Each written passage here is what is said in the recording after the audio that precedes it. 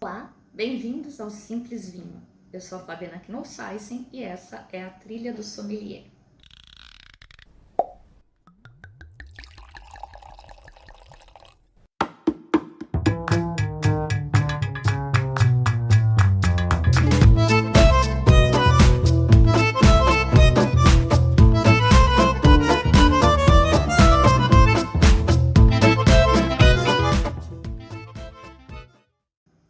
E o tema do programa de hoje é como é feito o vinho.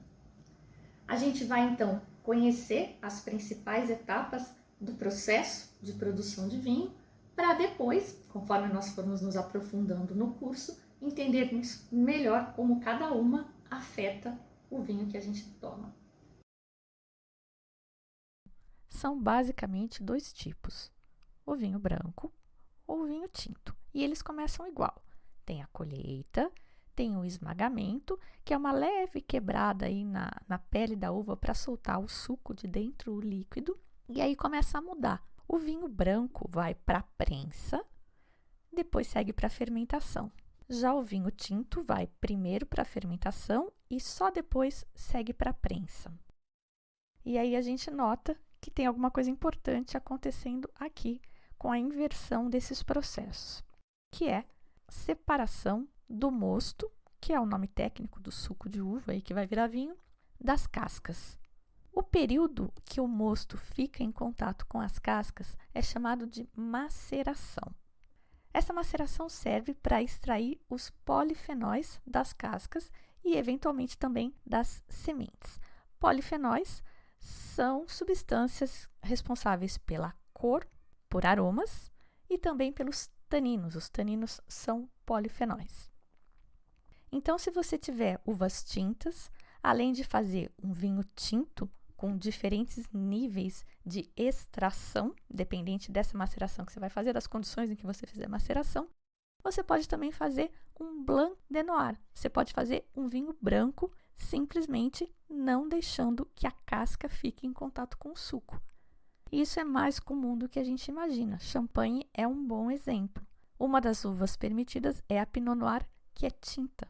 Também variando esse tempo de contato com as cascas, você pode ter vinhos rosés.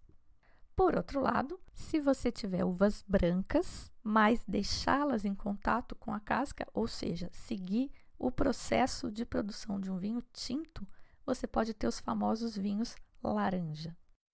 Esse processo de maceração pode ser feito de várias formas e com diversas técnicas. Algumas que eu vou comentar aqui. Maceração a frio. Acredita-se que ela favoreça a extração de aromas. Maceração pré-fermentativa e maceração a frio se confundem um pouco, mas a pós-fermentativa favorece a extração dos taninos, porque na pós-fermentação você tem mais álcool. Você já transformou o açúcar da uva em álcool e isso favorece a extração de taninos. E você tem também técnicas mecânicas para maximizar esta extração, e essas técnicas podem ser mais vigorosas ou menos vigorosas. Uma das mais artesanais é essa que vocês estão vendo, que chama pigeage, em que o produtor vai lá, uma, duas ou quantas vezes ao dia ele julgar necessário, e afunda as cascas no mosto, porque com a fermentação elas são empurradas para cima. Uma outra técnica bastante comum também é esvaziar o tanque de fermentação. Essas cascas todas vão ficar no fundo e depois jogar o vinho de novo por cima delas. Essa técnica chama remontagem em português ou délestage em francês. Tanto o vinho branco quanto o vinho tinto passam pelo processo de fermentação, que é a transformação do açúcar da uva em álcool mais gás carbônico. Essa transformação é feita por leveduras que podem ser naturais da uva ou podem ser naturais de outra uva, de outro vinhedo. Elas são separadas, cultivadas e comercializadas. Os vinhos também podem passar por uma fermentação chamada malolática.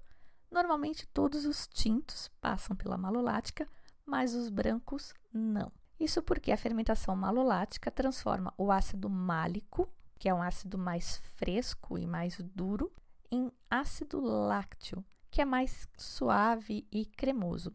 Essa transformação também adiciona complexidade de aromas, introduzindo aromas lácteos, manteiga, iogurte no vinho. A fermentação pode ocorrer em vários tipos de recipientes distintos e isso, claro, que vai importar também. São bastante comuns esses tanques de aço inox.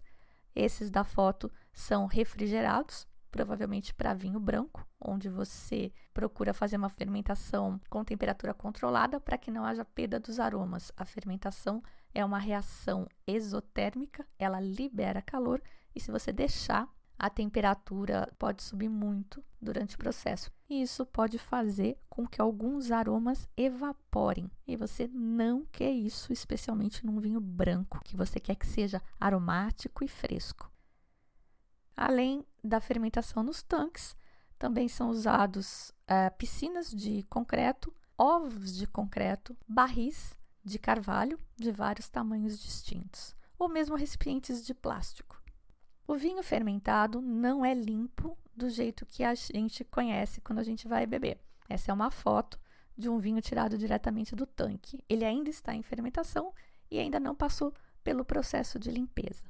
Existem vários processos e todos eles acabam privando o vinho de alguma coisa. Então, quanto mais rigoroso for o processo de limpeza, especialmente as filtragens, mais magro vai sair o vinho no final. Por outro lado, essa limpeza também estabiliza, então é bastante comum que esses vinhos de produção em massa, em mais alta escala, passem por filtrações mais severas e sejam mais límpidos e mais estáveis. Uma forma de limpar o vinho é resfriando a parede do tanque. Isso vai fazer com que os cristais precipitem. Por gravidade também, eles podem se depositar no fundo do tanque e também é comum o uso de agentes clarificantes, como a clara de ovo e a bentonita. Então, se você é um vegano ferrenho, fica de olho no seu vinho para ver se ele é vegano também.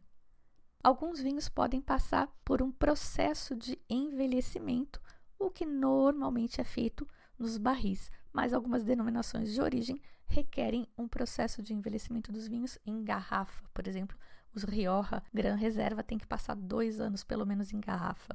Os recipientes mais comuns para envelhecer o vinho são os famosos barris de carvalho. Na foto, a gente vê as barricas francesas, eles chamam, são essas barricas menores, de 225 litros, mas na foto da esquerda a gente pode ver algumas botas, que são essas barricas maiores. Ela é mais comum na Itália e agora está voltando à moda porque ela interfere menos no vinho. A moda agora é mínima intervenção. Além dessa relação entre o volume de vinho e a área superficial de madeira com a qual ele vai ter contato, também vai interferir o tipo do carvalho, francês, americano, húngaro, romeno, e o nível do tostado neutro, médio ou alto. Mas o principal neste processo de envelhecimento é a microoxigenação. É o oxigênio que entra pelos poros da madeira e vai oxidando de forma controlada, levemente, o vinho. Isso deixa ele mais estável e mais arredondado. Na foto da direita, também aqui no cantinho, a gente pode ver alguns ovos de cimento. Por fim, o vinho vai para o processo de fracionamento, em que ele é engarrafado e pode ser estocado na bodega ou já lançado no mercado. Muito bem, essas são então as principais etapas da produção e cada uma delas e tudo o que aconteceu antes delas também, tudo o que aconteceu no vinhedo, cada coisa vai influir em como vai ser o vinho que vai chegar para a gente. Se macerou por mais tempo ou por menos tempo, macerou mais a frio ou mais a quente, pós-fermentativo, pré-fermentativo, se passou por barrica de carvalho, de primeiro uso, de segundo uso, quanto por cento do vinho em cada tipo de madeira, carvalho americano, carvalho francês, enfim, um monte de coisa para a gente estudar. Por hoje, então, era isso. No próximo programa, a gente vai aprender técnicas de degustação. Vamos ver como degustar um vinho como um profissional. Tchim, tchim! Música